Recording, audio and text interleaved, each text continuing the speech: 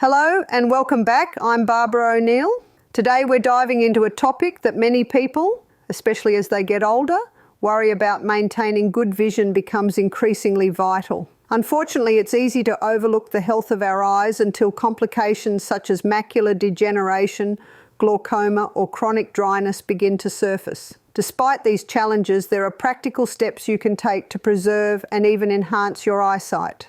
In this session, we'll explore the science behind keeping your eyes healthy as you age, delve into the most important nutrients and dietary choices for maintaining optimal vision, and highlight simple yet powerful habits that support eye wellness. Whether you're noticing early signs of strain or aiming to protect your vision for the future, this conversation will equip you with transformative strategies to ensure long-lasting eye health. As a thank you for joining me today, we're giving away 100 free copies of my best-selling book to our subscribers. So if you haven't yet, hit subscribe, like this video, and comment why you want to win. Now let's get started. So we'll look at eyes now. Eyes are deteriorating too soon, yeah? Now you have some short-range muscles and long-range muscles in your eyes. The short range, of course, gets you to look at short, long at long. And by the age of 11, those muscles are set. Now eye doctors are being very concerned today about children's eyesight because children are having overexposure to short range. That's in all the computers, Game Boys, television, things like that. They're having overexposure to short range and underexposure to long range. One old doctor, he made the statement, he said, we should spend more time looking at the mountains. Not many mountains in Singapore. Clouds, tops of trees.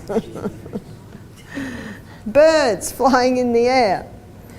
So if your job is at a computer, ideally every hour you should go and do a bit of long-range viewing.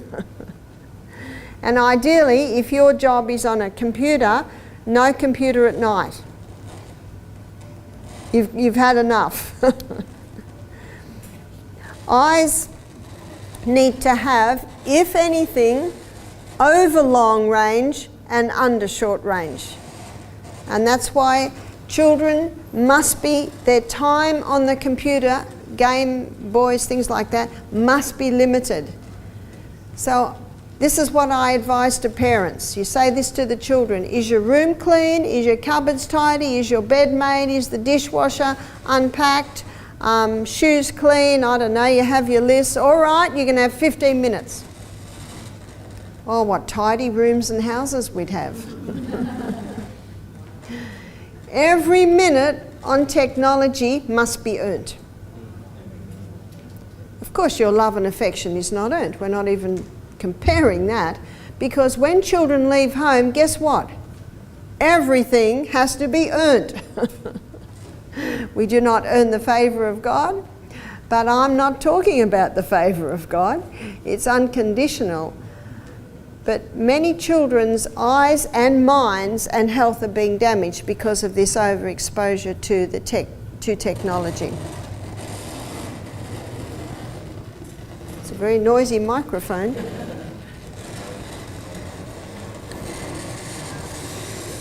Unfortunately, aren't you glad this is the last? Oh, it must like when I'm over here.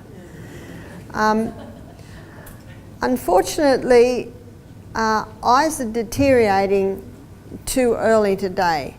And when you start wearing glasses, your eyes get a little lazy. Some points to remember is that when you have eye strain, when your brain is tired, it weakens the eyes. So when's your brain tired, students? End of the day? So eye strain in the evening can weaken your eyes. But eye strain in the morning, when your brain is refreshed, does not weaken your eyes. It strengthens your eyes. So do the small, fine work in the morning rather than of an evening. And rebounding strengthens the eyes. The reason rebounding strengthens the eyes is when you rebound, you increase blood supply more efficiently and effectively through the whole body. But the particular exercise that strengthens the eyes is when you rebound, you focus on something. Where I'm staying at the moment, where the rebounder is, there's windows that have frames like this. So what I do is I focus on the frame and the plant outside jumps in my peripheral vision. And then after 10 seconds, I change my focus and my focus on the plant outside, and then the window frame jumps like this. So if every 10 seconds on the rebounder, you keep changing your focus. Can you see how that is strengthening the muscles in your eyes? Sunshine strengthens the eyes too. Never should we look at the sun, we know that. But just being outside, the ultraviolet rays from the sun go through neurochemical pathways and hit different parts of your brain. You see, your eyes are an extension of your brain. So your brain needs sun and your brain gets suns through the eyes. And sun strengthens eyesight. Now, if you don't like going outside because it's so bright, and let's say we're in a room like this tomorrow and in a break we go outside and it's not a real bright room, the eyes can find it hard. Do you find that? So what you do is you close your eyes, put your head up and let the sun's rays go through your eyelids. And just do that for even 10-20 seconds, then put your head down, open your eyes will be used to the light. That's an easy way to do it, because sunglasses are not good for eyes. Caring for your eyes involves incorporating simple practices into your everyday life. One effective way to minimise eye strain is by taking regular breaks from screen time. The 20-20-20 rule offers a helpful guideline. Every 20 minutes, focus on an object 20 feet away for 20 seconds. This small habit can ease the fatigue caused by extended screen exposure. A nutritious diet is equally important for eye wellness. Key nutrients like vitamins A, C and E, as well as omega-3 fatty acids, are vital for maintaining healthy vision. Including foods such as carrots, spinach, citrus fruits and fish in your meals can provide essential support for your eyes. Staying adequately hydrated also plays a role in eye comfort. Drinking enough water helps prevent dryness and irritation by ensuring proper eye moisture. Making hydration a priority throughout the day can contribute to overall eye health. Additionally, ensuring proper lighting while working or reading is beneficial. Using well-placed lighting can reduce unnecessary strain and make tasks more comfortable. Natural light is ideal, but if unavailable, creating a workspace with good lighting that avoids screen glare can be a practical alternative. Now, what about glaucoma and cataracts? Do you know that they are all diseases of the Western world? And it's purely reflected on the diet that people are eating. So what should we be eating? We should be eating a diet that's high in fibre. So all plant foods have fibre. So that meal we had tonight, everything had fibre. So your plant-based diet's fibre. Generous amounts of protein, because every membrane around every cell is 50% protein. And you saw in my DNA lecture, the body needs amino acids to build new cells. So we need protein. And the best protein, the cleanest burning fuel protein, is legumes and nuts and seeds.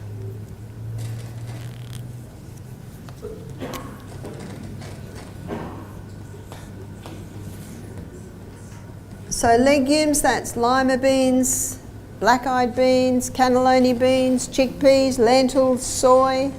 Soy is only a problem if it's been genetically modified. Nuts can be overdone, so 10 a meal. And seeds.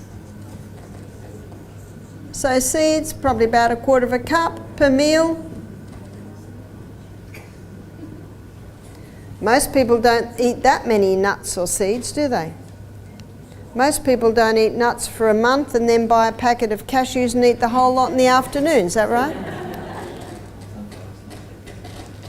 They are expensive, but they're not expensive if you only have a few. So they're the 3 essential food groups. And where you get your minerals is your that's the protein. The 3 essential food groups are fibre, protein, and fats. So the best fats are your nuts, your seeds, and coconut oil and olive oil.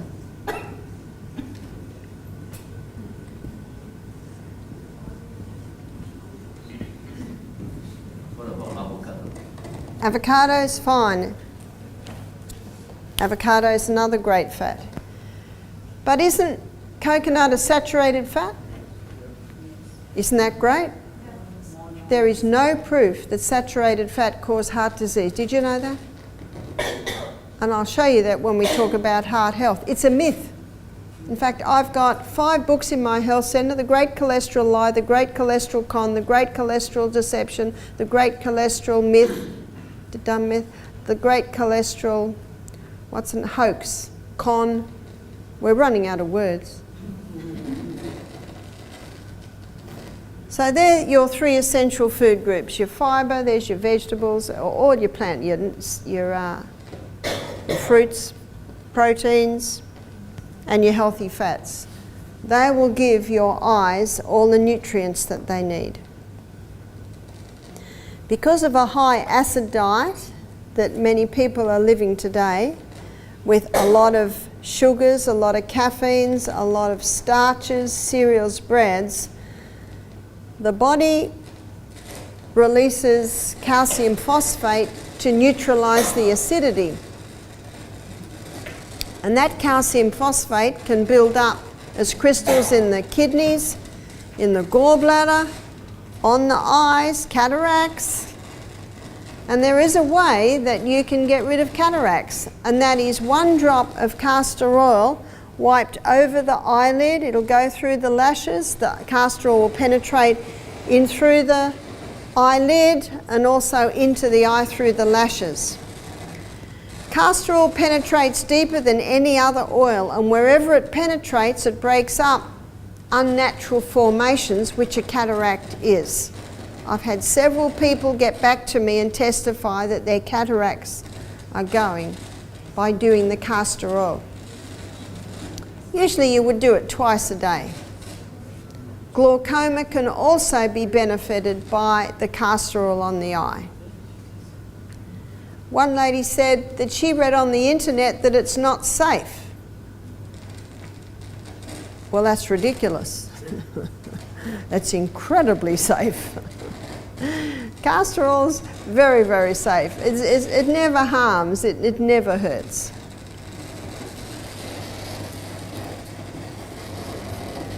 Now there is an eye wash, yeah? What about lemon juice for cataract? Yes, I have heard lemon may help. You can try it. Does it sting? Does it hurt? Lemon in the eye. Only a little while. It probably hurts maybe about as much as cayenne pepper. And cayenne pepper is very good for washing the eye with for glaucoma, but not many people are brave enough. Taking steps to support your vision is essential for long-term eye health. One key factor to consider is the time spent on digital devices. Prolonged exposure to screens can cause symptoms like dryness, irritation, and fatigue, commonly known as digital eye strain. To ease this discomfort, follow a simple technique. Periodically shift your focus to a distant object for a few moments to allow your eyes to relax. Prioritizing sufficient rest is another cornerstone of eye care. Quality sleep gives your eyes the opportunity to recover and refresh, helping to minimise discomfort and prevent infections. Maintaining a consistent sleep routine benefits not only your eyes but your overall well-being. Routine checkups with a healthcare professional can also make a significant difference. These appointments help identify potential issues early, including conditions that might indirectly impact your vision, and provide personalised recommendations for maintaining optimal eye health. Incorporating a nutrient-rich diet can further enhance your eye care regimen. Consuming foods like leafy greens, brightly coloured vegetables and fresh fruits delivers essential vitamins and antioxidants that protect against common age-related concerns. Finally, shielding your eyes from harmful sunlight is an often overlooked but crucial habit. Using protective eyewear that blocks UV rays can help safeguard your vision, reducing the risk of long-term damage caused by sun exposure, even on days when the sky is overcast. So there is an eye wash that is very beneficial for sore eyes, for bloodshot eyes, for dry eyes. And this can also be used for glaucoma. It's a half a teaspoon of golden seal,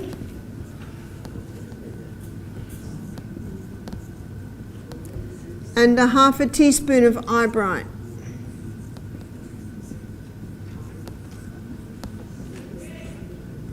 And 1 cup of boiling water.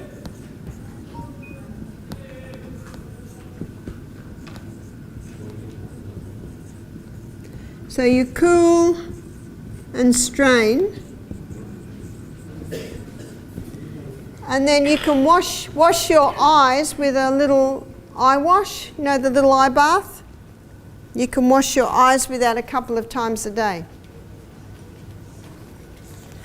I've had guests come to our program with dry eyes and some people with weepy eyes. They're always wiping their eyes, and they have found that this tea has helped them.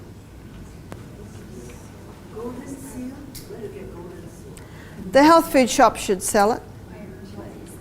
What is it? A herb. It's a root. So eyebright are leaves, and that's a root. Usually you buy it in a powder form.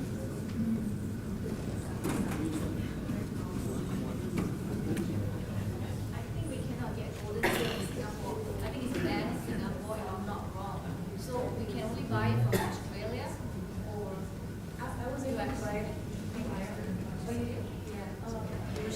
Do you know, when I came into Singapore, I thought I better declare my books. So I was going into the declare station and they said, "What are you doing?" And I said, "I've got books." They said, "Oh, just go through." Do you know, I could have brought anything through. No one checked me for anything. Is it like that in Singapore?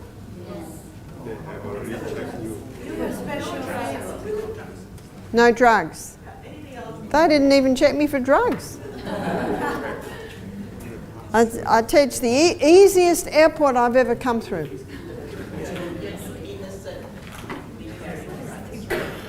So if anyone's travelling, maybe they just bring some golden seal back with them. You can get it in America. It's a very powerful herb. It's called King of Tonics to all mucous membranes, and your eyes are a mucous membrane.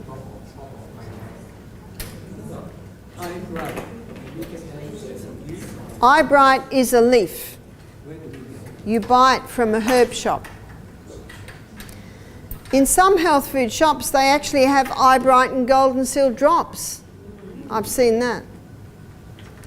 But eyebright herb is a specific for all eye problems. Yeah? Do you recommend cataract surgery then? If the person is almost blind from cataracts, yeah, have the surgery. But if it was me, I'd probably do the castor oil for a month or two and see if that helps. Remember, eye surgery has come a long way. In fact, all surgery has come a long way. I think it's the only area in medicine that has really advanced is surgery. But regarding drug medication, I think we're still in the dark ages there. Question.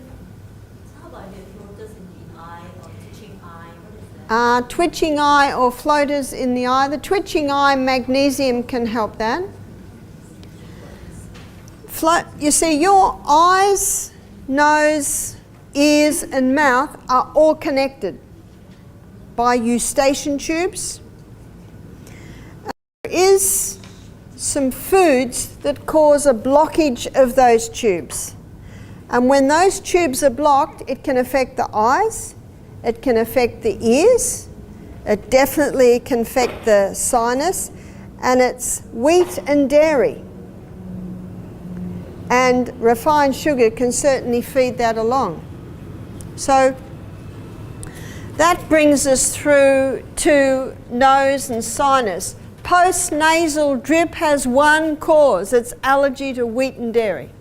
When dealing with ongoing eye discomfort, it's important to evaluate both your daily habits and dietary choices. Steering clear of foods that may trigger inflammation, such as processed sugar, dairy products and wheat, can help alleviate symptoms linked to eye strain or irritation. These items are known to contribute to inflammation, which can affect not just your eyes but also your sinuses and overall well-being. Maintaining proper hydration levels is another essential aspect of eye care. Drinking adequate water throughout the day helps combat dryness and keeps your eyes feeling refreshed, particularly if you spend extended periods in front of screens or in air-conditioned spaces. Incorporating simple eye exercises into your daily schedule can be equally beneficial. Activities like covering your eyes gently with your hands for a few minutes, shifting focus between near and distant objects, or moving your eyes in a circular pattern can help reduce strain and promote better eye function. Getting sufficient sleep is also critical for healthy eyes. Inadequate rest can lead to dryness, redness and irritation, worsening existing eye problems. Aim to establish a consistent sleep routine, ensuring 7 to 9 hours of quality rest each night. Protecting your eyes from harmful sunlight is another essential step in maintaining their health. Sunglasses with complete UVA and UVB protection are vital for preventing UV-related damage, including the development of cataracts and other conditions. So let's begin up here with the eye. So eyes. There's a herb called eyebright. And eyebright can be used for all eye problems. It doesn't matter what the problem is. You can use eyebright. And it's a fine leaf. And we put that with, so what's the eyeball floating in? A mucousy fluid. So what will we use? Because it's king of tonics to all mucous membranes. Can you see that? So we use golden seal as well. Now the rule of thumb for herbs is 1 teaspoon to 1 cup of water. That's the rule of thumb. And sometimes, as you'll see, there might be a variation, but that's the rule of thumb. In the majority of cases, that's what you do. It's like the grated ginger we did yesterday. Put teaspoon, cup of water. To me, that's just right. For some, it's too hot. Haven't met anyone that says it's not hot enough yet. So, usually 1 teaspoon for a cup. So with this mix, what they're going to do is they're going to pour boiling water on it, and they can when the golden seal is just a powder. But if the golden seal comes in a root form, that needs to boil. So let me show you with herbs. You always boil the root and the bark and the berries. Whereas when you have just got dried leaf, you just pour boiling water on. And then put a cover on it and it seeps. So you pour the boiling water on the leaf and the flowers.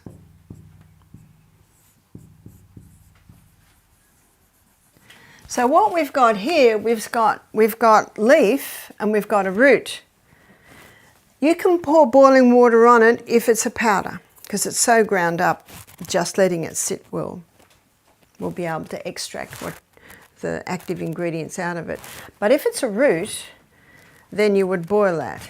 So let's say we do 1/4 teaspoon, and you can do any amount, 1/4 teaspoon of this and 1/4 teaspoon, 1/4 teaspoon of the eyebright and 1/4 teaspoon of the golden seal. Let's say it's in a root. Well, 1/4 teaspoon, then you'd go with 1/2 cup, wouldn't you? Because that comes to 1/2 teaspoon, so now you've got 1/2 cup of water. So what you would do is you would boil the golden seal root in 1/2 cup of water. It's always a very gentle simmer. I always boil my herbs in glass, Pyrex glass. Now we go to the second-hand shops and get X coffee percolators. They're perfect. I've even had so many people send them to me. We've got about a dozen of them now, because you can get a bit of a reaction with the stainless steel. And if you ever go to a Chinese doctor and get his herbs, he will specify, don't cook up the herbs in stainless steel. You want them in glass or ceramic. So ideally. So you would gentle simmer, not a furious boil. I just bring it to the boil, turn it down very low, put the lid on, always the lid on, and let it simmer. It's usually 10 minutes is enough. 10 minutes is usually enough, and it's a gentle simmer. And then when you turn the heat off, then you would put the eyebright leaf in. And then put the lid on again. And what you do with this tea is you let it cool. And when it's cold, then you strain it. And then you wash the eyes with a little eye bath. And you might wash the eye 3 times a day maybe. Why would you wash the eye with this tea mix? You would do it for cataracts. You would do it for glaucoma. You would do it for dry eyes. You would do it for red eyes. So any complaint in the eye. And why have we put the golden seal in, students? Because it's king of tonics. Yeah, it's king of tonics to the mucous membranes.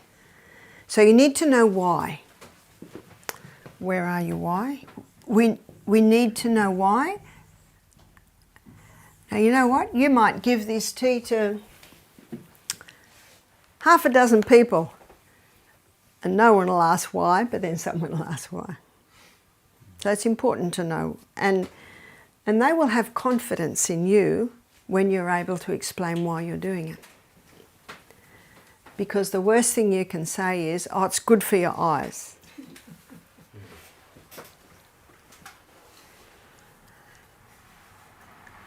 We've had a few guests come and do our program who've complained of dry eyes, sore eyes. They've got eye drops. The eye drops sting, but they're not really helping. And then they wash their eyes with this. And I leave it to them.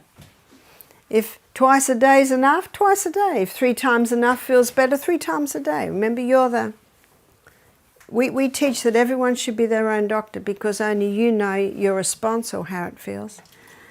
And by the end of the week, we have guests saying to us, my eyes have never been so good. The dry eyes, the itchy eyes have cleared up. So it's a very powerful mix. So for glaucoma and cataracts, they might be done 3 times a day. And in the evening, might put the castor oil over. So that's a very nice combination. Let me tell you about the benefits of eyebright eye wash and how it can support your eye health. If you're dealing with dry eyes, it's a natural remedy that provides soothing relief, helping to keep your eyes hydrated and comfortable. For conditions like glaucoma, its anti-inflammatory properties can ease discomfort and reduce swelling, offering gentle support. Incorporating this simple wash into your routine can make a real difference in how your eyes feel every day. Thank you for joining me today. I hope you found this information on eye health valuable and that it inspires you to take proactive steps in caring for your vision. Remember, incorporating the right nutrients and habits into your daily routine can make a significant difference. If you enjoyed this video, please give it a thumbs up and subscribe to the channel for more health tips and insights. Feel free to leave any questions or comments below. I'd love to hear from you. Until next time, take care of your eyes and stay healthy.